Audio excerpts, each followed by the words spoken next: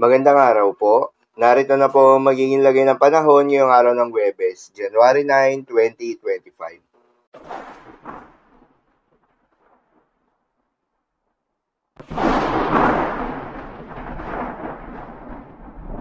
Sa kasalukuyan na tayo sa pag-asa, Northeast monsoon o hanging amihan pa rin ang patuloy na nakakaapekto sa may Northern at Central Luzon.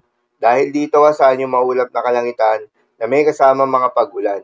Habang itong shear line o yung salubungan ng malamig na hangin at mainit na hangin galing sa may karagatang Pasipiko, ang nakakaapekto pa rin sa may eastern section ng Southern Luzon at Visayas. Dahil dito asahan naman yung maulap na kalangitan na may kalat-kalat na mga pagulan at isolated thunderstorms. Mga localized thunderstorms naman ang iiral sa nalalabing bahagi ng ating bansa dahil dito asahan naman yung bahagyang maulap hanggang sa maulap na kalangitan na may kalat-kalat na mga pagulan o thunderstorms. Magandang balita naman dahil ayon sa pag-asa ay wala tayong binabantayan na low pressure area o bagyo sa loob o malapit sa Philippine Area of Responsibility na maring makaapekto sa ating bansa hanggang sa susunod na 3 araw.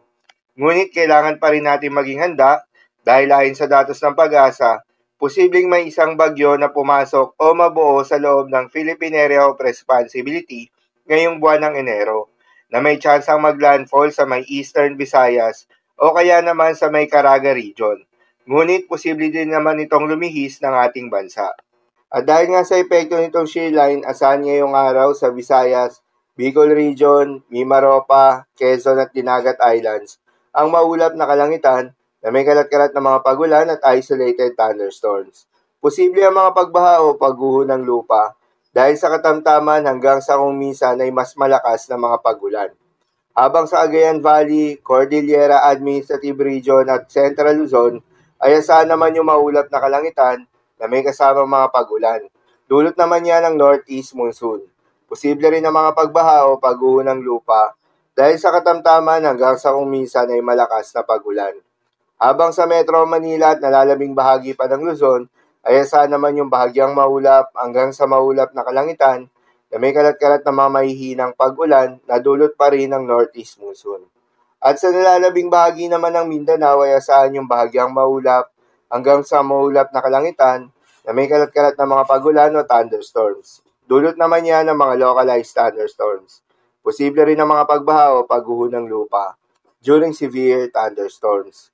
Madalas nabobo ang mga thunderstorms na ito tuwing hapon o gabi na nagtatagal ng 1 hanggang 2 oras. Kaya naman ingat sa mga posibleng banta ng pagbaha at pagguho ng lupa.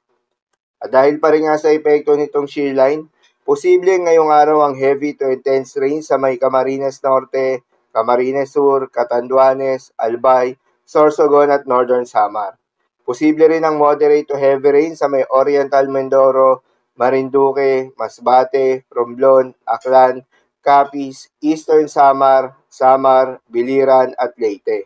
Muli sa mga apektadong lugar, ingat sa mga posibleng banta ng pagbaha at pagguho ng lupa. Lalong-lalo na sa mga lugar na inuulan na noong mga nakaraang araw pa.